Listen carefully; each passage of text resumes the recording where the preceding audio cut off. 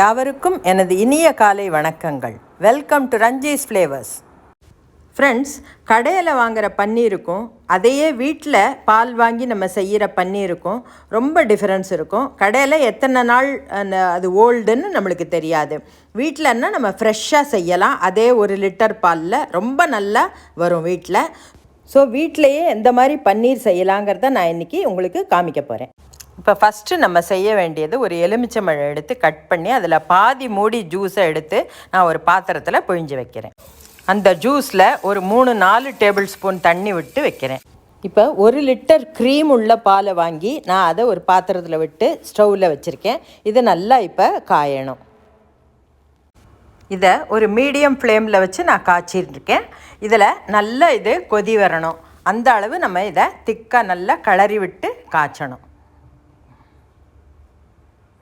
இப்போ பால் நல்லா கொதித்ததுக்கப்புறம் நம்ம செஞ்சு வச்சுருக்கிற இந்த லெமன் வாட்டரை நான் இதில் கொஞ்சம் கொஞ்சமாக விட்டு அதை நல்லா மிக்ஸ் பண்ணுறேன். அப்போ தான் அது ஃபுல்லாக அந்த பால் திரிஞ்சு நம்மளுக்கு இந்த பன்னீர் கிடைக்கும். இப்போ அந்த பாலும் இந்த தண்ணியும் வேயும் தனியாக எடுத்து அந்த அளவு நம்ம அதை விட்டு மிக்ஸ் பண்ணணும். இப்போ அதை வடிகட்டுறதுக்காக நான் தனியாக ஒரு பாத்திரம் அடியில் வச்சு மேலே ஸ்ட்ரெயினர் வச்சு அது மேலே ஒரு கிளாத்து போட்டு நான் அந்த வாட்டரை இப்போ வடிகட்டுறேன். இதை நல்லா அந்த வாட்டரை தனியாக நம்ம செப்பரேட் பண்ணிடணும். ஸோ இந்த வாட்டரை நான் தனியாக எடுத்து வைக்கிறேன். அது நம்ம ரொட்டி பராட்டாலாம் செய்யும் போது இந்த வாட்டரை வச்சு நம்ம யூஸ் பண்ணிக்கலாம். ரொம்ப நல்லாயிருக்கும். இது ஹெல்தி ஆல்சோ. தாலில் கூட நம்ம இதை விடலாம். இந்த மில்கில் நம்ம லெமன் சேர்த்ததுனால அந்த டேஸ்ட் வரக்கூடாதுங்கிறதுக்காக நான் இதில் கோல்டு வாட்டர் வச்சு இதை வாஷ் பண்ணுறேன்.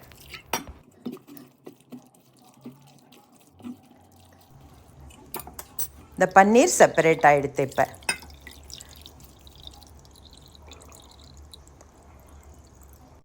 இந்த பன்னீரில் இருக்கிற தண்ணியெல்லாம் நல்லா நம்ம ஸ்குவீஸ் பண்ணி பிழிஞ்சு எடுத்துடணும். இப்போ நல்லா புழிஞ்சாச்சு.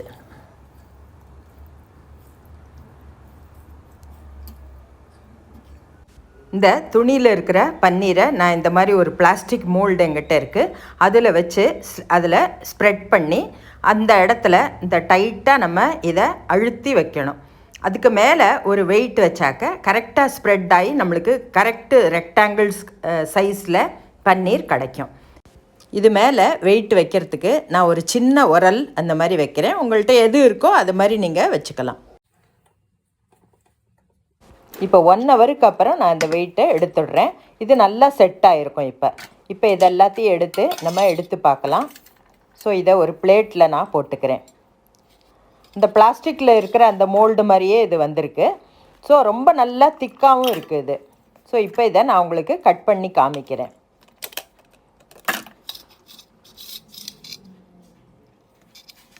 ரொம்ப ஈஸியாக கட் பண்ணலாம். அண்டு ரொம்ப திக்காக நல்லா வந்திருக்கு. சைடில் பார்த்தா உங்களுக்கு தெரியும், நல்லா நம்மளுக்கு பன்னீர் செட் ஆகிருக்கு. ஸோ இது ஒரு 130 கிராம்ஸ், இந்த 1 லிட்டருக்கு 130 கிராம்ஸ் பன்னீர் நம்மளுக்கு கிடச்சிருக்கு. ரொம்ப சாஃப்டாகவும் இருக்குது. ஃப்ரெஷ் பன்னீரை நம்ம யூஸ் பண்ணால் நம்ம எந்த டிஷ்ஷு செஞ்சாலும் ரொம்ப டேஸ்டியாக இருக்கும். நார்மலாக நம்ம பன்னீர் வாங்கினாக்கா ஷாப்லேருந்து அந்த டேட்டை நம்ம பார்ப்போம். இப்போ வீட்டில் செய்கிறதுனால ரொம்ப ஃப்ரெஷ் பன்னீர் நான் என்றைக்கு வேணுமோ அன்றைக்கி நம்ம செஞ்சு யூஸ் பண்ணிக்கலாம். ரொம்ப டேஸ்டியான இந்த பன்னீரை நீங்கள் கட்டாயம் ட்ரை பண்ணி பாருங்க. இந்த பன்னீர் டிஷ் எல்லா குழந்தைகளுக்கு பெரியவாளுக்கு எல்லாருக்கும் பிடிக்கும். ஸோ இந்த ஃப்ரெஷ்ஷாக செஞ்சாக்க ரொம்ப நல்லாயிருக்கும். இது செய்யறதும் ஈஸி, ரொம்ப ஈஸி. ஸோ இதை செஞ்சு பார்த்துட்டு உங்கள் ஃபீட்பேக்கை எனக்கு எழுதி அனுப்புங்க. எந்த அளவு நீங்கள் உங்களுக்கு கரெக்டாக வந்ததுன்னு அப்போ தான் எனக்கு தெரியும். எப்போவுமே பன்னீர் செஞ்சதுக்கப்புறம் கடையில் வாங்கினா கூட நம்ம அதை தண்ணியில் அந்த பேக்கை எடுத்துட்டு அதில் தண்ணியில் போட்டு எடுத்து வைக்கணும், ஃப்ரிட்ஜில் வைக்கும்போது. அண்டு டெய்லி அந்த தண்ணீரை நம்ம மாற்றணும். அப்போ தான் அந்த பன்னீரோட டேஸ்ட்டு கெடாமல் இருக்கும். நல்ல ஒரு இன்ட்ரெஸ்டிங் ரெசிபியோடு நான் உங்களை மீட் பண்ணுறேன். தேங்க்யூ.